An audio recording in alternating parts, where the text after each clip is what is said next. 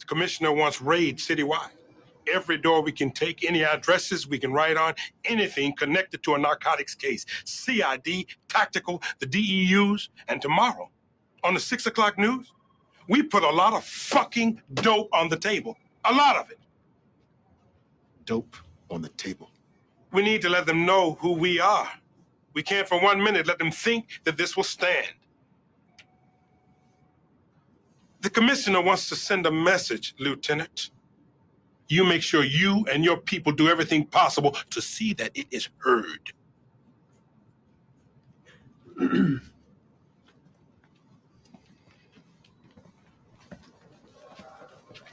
Dope on the damn table. Hey, it's like the man said. We'll let them know who we are. Yeah? And who the hell are we? Dope on the damn table. So, see, this is not just a line of dialogue.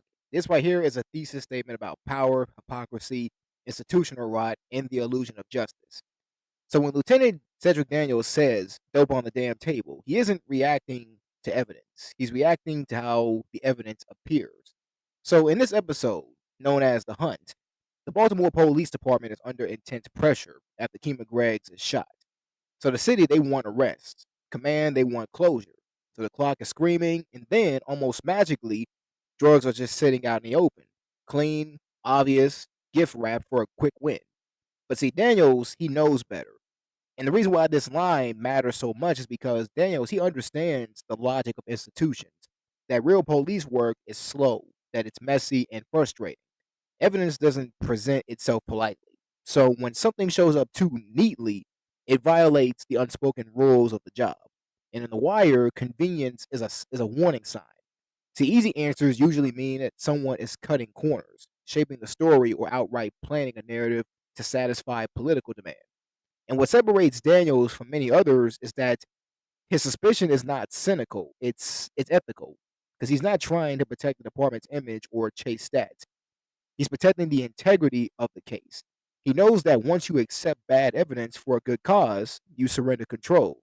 So from that point on, the job becomes theater instead of justice. In the line, it also exposes Daniel's long term vision because he understands that shortcuts don't just corrupt one arrest, they rot entire systems.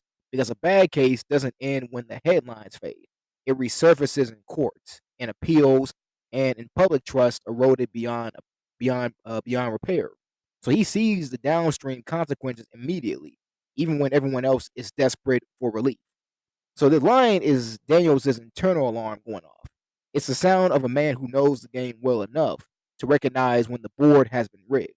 And in a show in where many characters are brilliant tacticians, Daniel stands out as something rarer, a leader who refuses to let urgency override truth.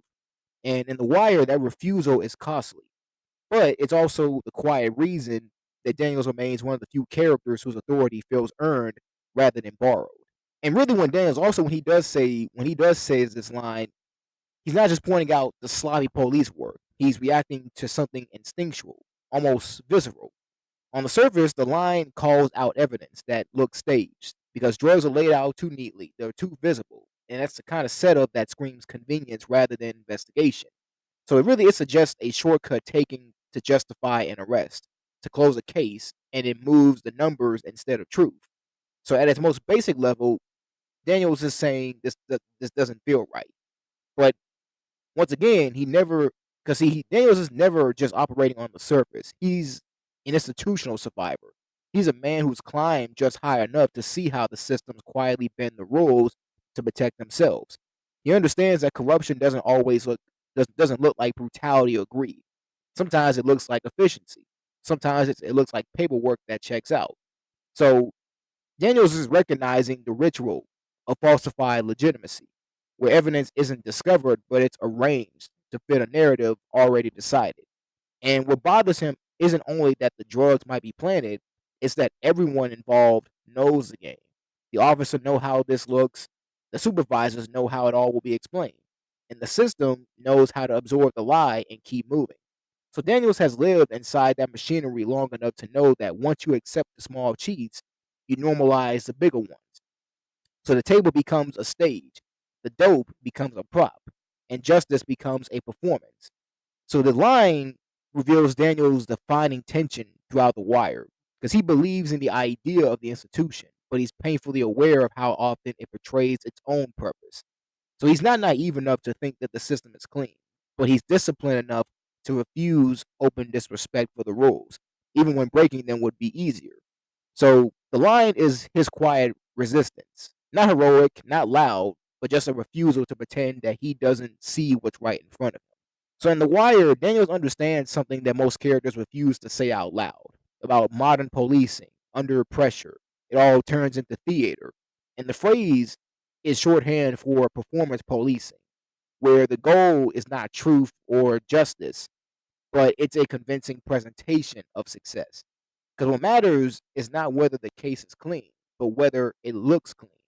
Because the dope has to be visible, the arrest has to be explainable in one sentence, the stats have to move upward. And this is where policing becomes stagecraft. Because planted or conveniently framed evidence is not an aberration here. It is a systemic response to institutional pressure. When commanders demand numbers, officers deliver narratives. So Daniels, he knows the dangerous truth that when pressure increases, integrity doesn't rise to meet it. Expediency does. So the system, it chooses statistics over truth, with numbers satisfy superiors, and nuance does not. And then you have the optics over justice, where a clean photo it beats a complicated reality, and then closure over correctness, where a finished case is better than a right one. So Daniels' frustration comes from knowing that the appearance of competence has replaced competence itself, because drugs on the table reassure the chain of command, and they reassure the press, they reassure the public, whether they represent the truth is irrelevant. And also another thing about Daniel. So what does this say? So what does the line really say about him? Why does he say this line exactly? Well, here's the thing. Daniels is often mistaken for a simple by the book officer, but that reading it misses the quiet gravity of who he really is. Because yes, he does value procedure, he does demand discipline, but discipline is not born from idealism. It comes from experience, from compromise, and hard-earned awareness of how the system actually works. Because Daniels, he's already brushed against corruption before. He's lived with the stain of it, and that history it matters here because when he sees dope conveniently sitting on a table, his reaction is not shock or fury. It's really just fatigue, the kind that comes from knowing exactly how often evidence appears where it needs to be. So he understands the ritual, the table, the drugs, paperwork that all follows. Because he knows how easily truth gets bent into something unstable or something usable. And that's why his response it lacks moral theatrics. He isn't outraged because outrage would require believing this is abnormal.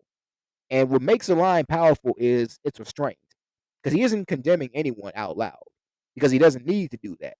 Because the words they carry an unspoken understanding that this is not his first time seeing this. And it definitely will not be his last time in seeing it. So this is institutional realism in its purest form. Because Daniels, he recognizes that corruption isn't always loud or dramatic, but often it's quiet, it's procedural, and it's placed neatly on the table. And also the bigger theme in all this. Now, after Kima is shot, the department doesn't primarily need justice, but what it needs is it needs stability. Because you have a shaken public, a nervous mayor, and a vulnerable command staff all demand reassurance. And that reassurance does not come from understanding of what actually happened. It comes from display. We have a suspect, confiscated drugs, a press ready narrative. And whether that suspect is truly responsible is secondary. What matters is that the system can point to something and say, we acted. So Daniels, he understands this better than most because he sits at the fault line between principle and survival. He knows that in moments like this, the system requires a body to absorb the pressure. Someone has to carry the weight of the event so that everyone above him can breathe again. And the drugs on the table are not proof of guilt. They are stage dressing because they signal control, competence, and closure. And even if none of those things are real, and this really honestly is why The Wire insists that crimes are rarely solved because they are assigned. Truth doesn't emerge organically. It's managed and shaped to fit the political timelines and institutional needs. And Daniels, he's painfully aware of that. Aware that Kima's shooting has been converted into an administrative problem. And the question is no longer who did it, but how do we contain the fallout? What makes this moment tragic is that, so really what makes a moment tragic is that Daniels is not cynical enough to ignore the cost, but not powerful enough to stop the process.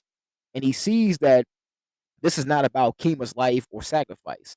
It's about calming the mayor, protecting careers, and preserving the illusion that the police department is still in control. So in another show, this would be a rupture. Someone would yell, someone would grandstand, and the camera would just tell you this matters. But Daniels, he doesn't perform outrage because his delivery is flat. It's almost like it's dry. It's almost administrative, and that tone is the point. Corruption here is not shocking. It's procedural, and he understands the rules of the world that he's in. And he knows why the drugs are there. He knows the pressures that they lead to planting evidence, the stats, the clearance rates, a career survival, all of that. And it carries no surprise because surprise would just imply deviation. But in this case, this is not deviation. This is how the machine corrects itself when it's falling behind. And what makes the moment brutal isn't the act itself, but it's the shared understanding that surrounds it. Because no one needs to explain the motives. No one needs to justify the logic. Everyone already knows this. The system has trained them to know. And Daniels' restraint, it reflects a deeper horror. When wrongdoing becomes routine, morality doesn't collapse loudly. It erodes quietly. And that's why that line, this line here is not dramatic.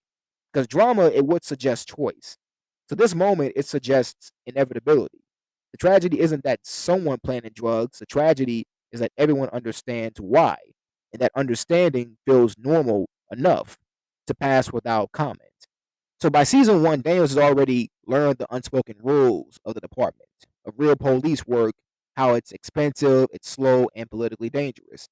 The system does not reward accuracy, it rewards clearance rates, clean narratives, and obedience to the chain of command. And when Daniel sees the drugs laid out, he understands immediately that this is a fork in the road, not a procedural hiccup. So one path is simple: you accept the lie, you sign off, and you survive. Promotions stay possible, enemies stay quiet, and the machine just keeps moving. Now the other path is corrosive. Question the numbers, ask how the evidence appeared, and demand accountability. So that road does not lead to justice. It leads to stalled careers, to internal scrutiny and isolation. And the punishment is not overt brutality, but it's professional suffocation. And this is where The Wire is most honest, because Daniels is not failing because he lacks courage. He's failing because outrage is inefficient inside a system that is designed to reward appearances over substance. So the department doesn't collapse from corruption alone. It collapses because truth takes too long and it costs too much. So Daniels is not heroic in this moment, and that's really the point. Because he's not standing on a moral high ground delivering speeches. He's calculating damage. See, he's trapped between what policing should be and what policing allows. So dope on the damn table is the realization that the evidence is not the problem. The problem is that acknowledging it would force the system to admit that it doesn't work. And the systems, as The Wire shows again and again, would rather break people than confront themselves. And the table. So the symbolism behind this and why the table matters, because the table is where the chaos becomes procedure. Because the drugs, and once again, and this is the reason why it's so important, because they're not hidden. The drugs are not hidden. They're weighed later or they're quietly sorted. They're displayed. They're laid out right in the open. And that matters because visibility is power in bureaucracy. And what can be seen can be photographed. And what is photographed, it can be logged. And what is logged can be processed. And what is processed becomes truth, even if it's incomplete or if it's misleading. So the table is not neutral. What it is, it's an altar of officialdom. Because once evidence hits the table, it enters the system's language. Context dies there. Street reality, human complexity, moral ambiguity, they all get compressed into numbers, forms, chain of command, custody, chain of custody signatures.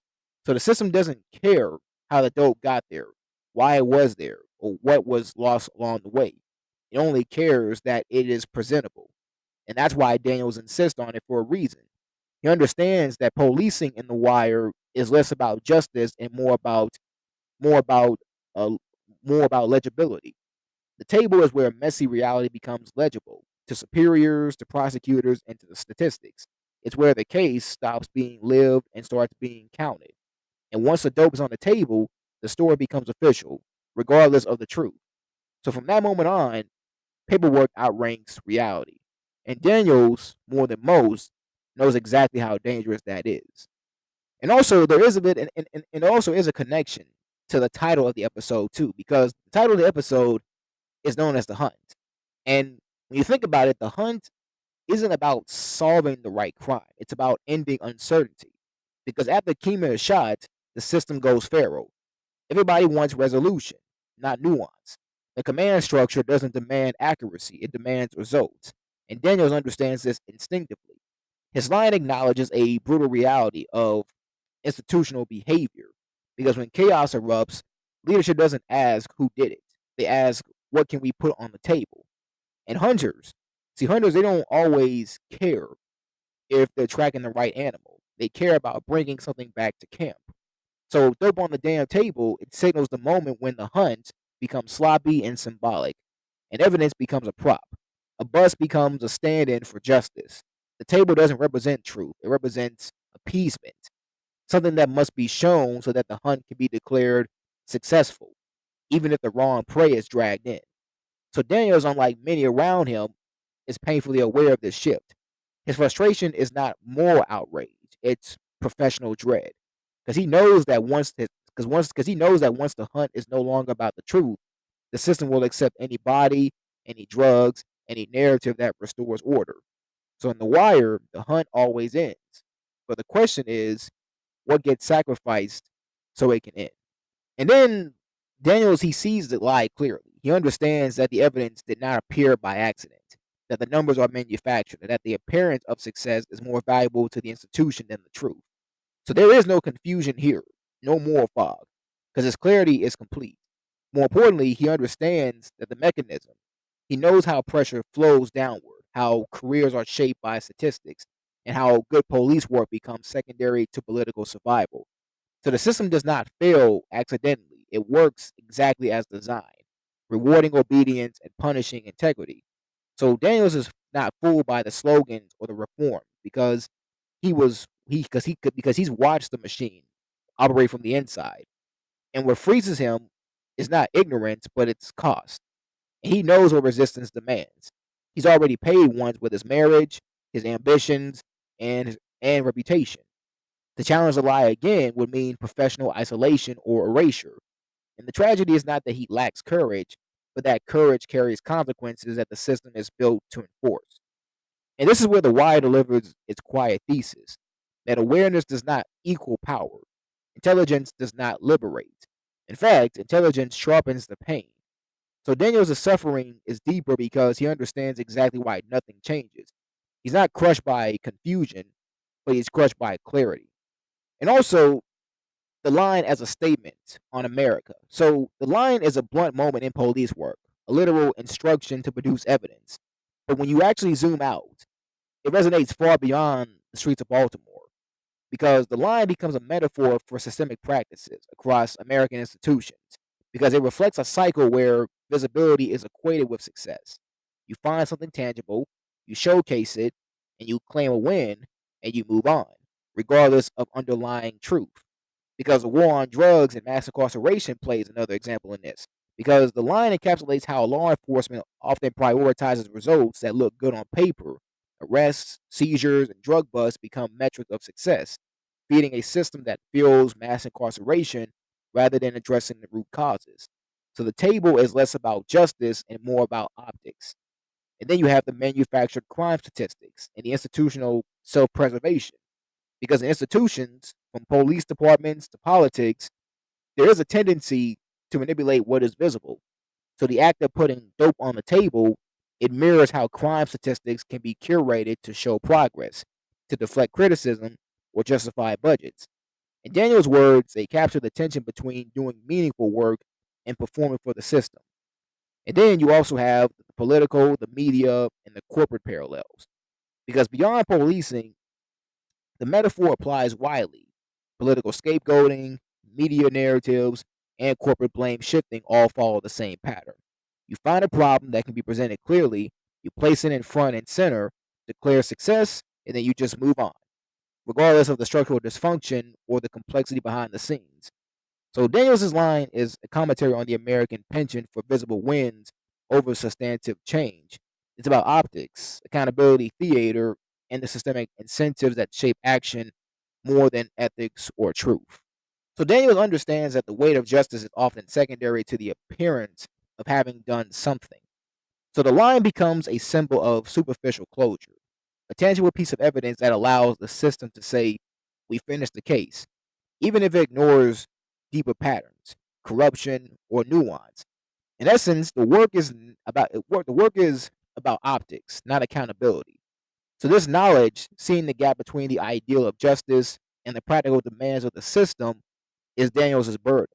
He carries awareness that each resolved case may be compromised, that every success might hide systemic failures, and that the line it crystallizes the tension that defines him, a principled man navigating an imperfect, sometimes morally bankrupt world, forced to balance conscience with compromise. And at its core, the line is a meditation on the limits of institutions and the quiet moral weight of those who see the truth behind the performance. So he knows the difference, and that makes all the difference. So dope on the damn table is one of those wire lines that barely raises its voice, but it echoes across the entire series because it tells you why good cops burn out, why cases go bad, why the system keeps repeating itself. And most importantly, in this world, the truth rarely makes it onto the table.